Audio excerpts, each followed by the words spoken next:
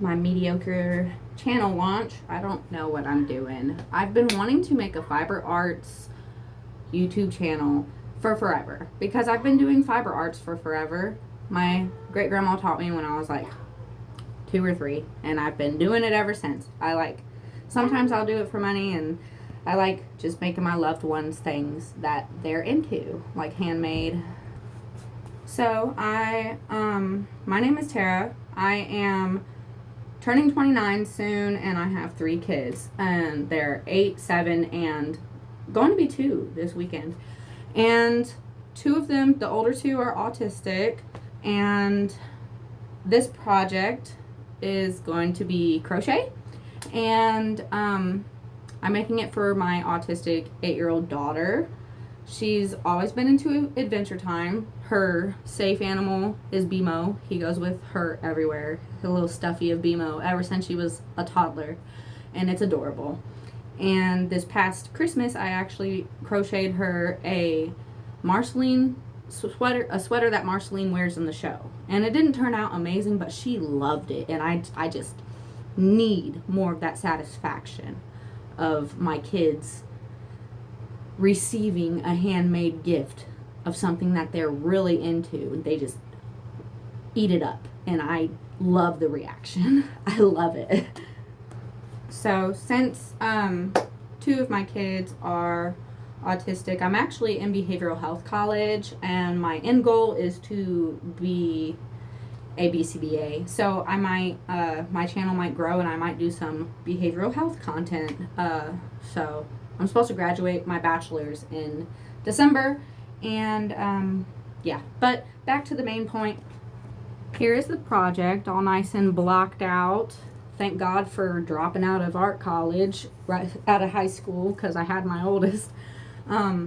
But doing thumbnails, mock-ups and stuff. I also worked in screen printing for a while, so I got the point of that, and it helps quite a bit. So there's going to be 32 squares, and I don't like how granny squares look, so they're actually Tunisian crochet.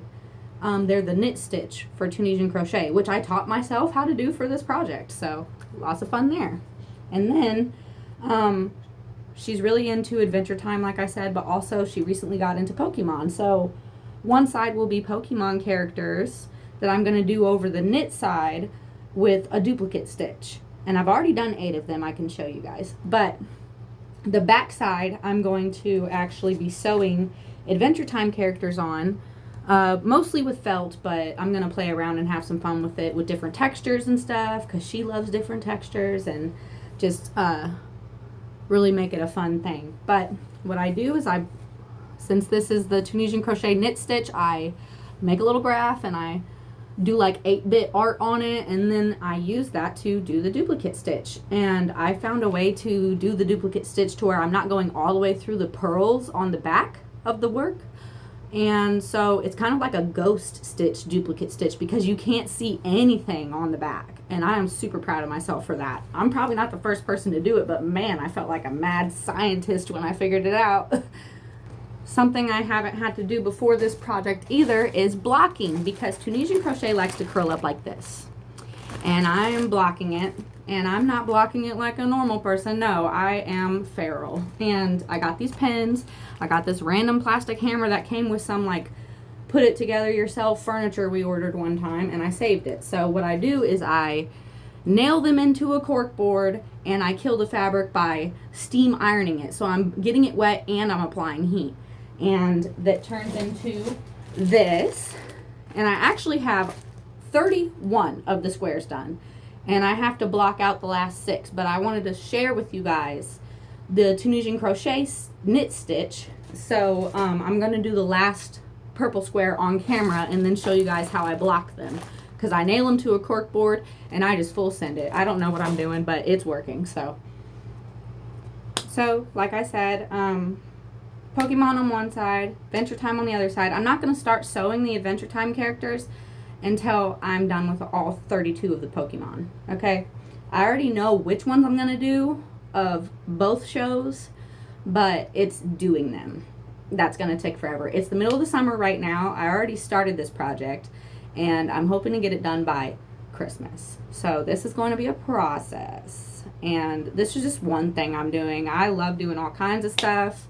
I got other works in progress, just like any other creative person, here, there, everywhere, you know. I went through and consolidated all of my different craft supplies, and I have huge, massive totes of both sewing and yarn supplies, and that's not even talking about other art stuff. So here's an example of a blocked square of knit stitch, Tunisian crochet knit stitch, right?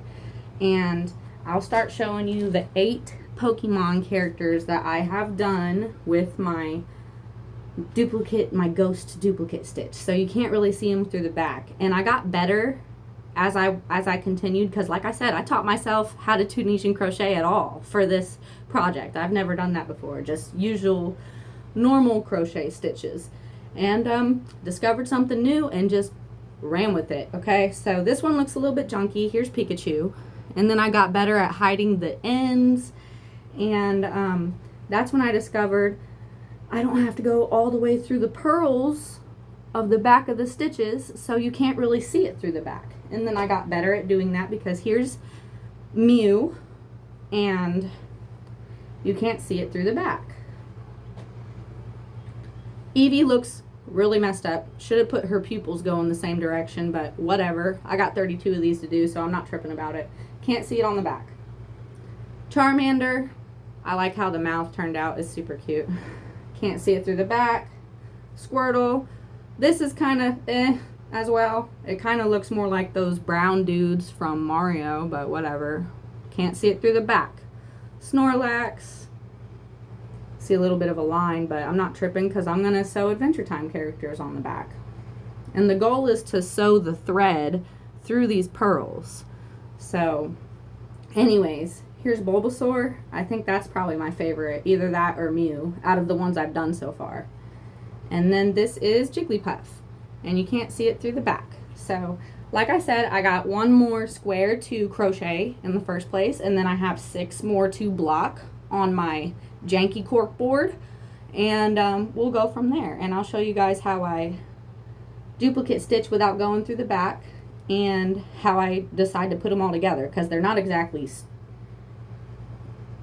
like cohesive. I don't know how to block correctly, so we'll figure out how to put them together. We will figure out how to put them together.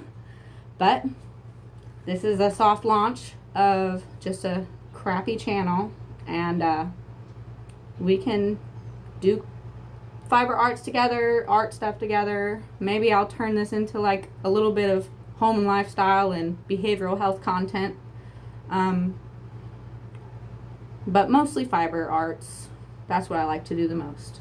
And you know, I like reading, and maybe we'll do some book club stuff. But yeah, anyways, the main point right now is this project, and we'll go from there.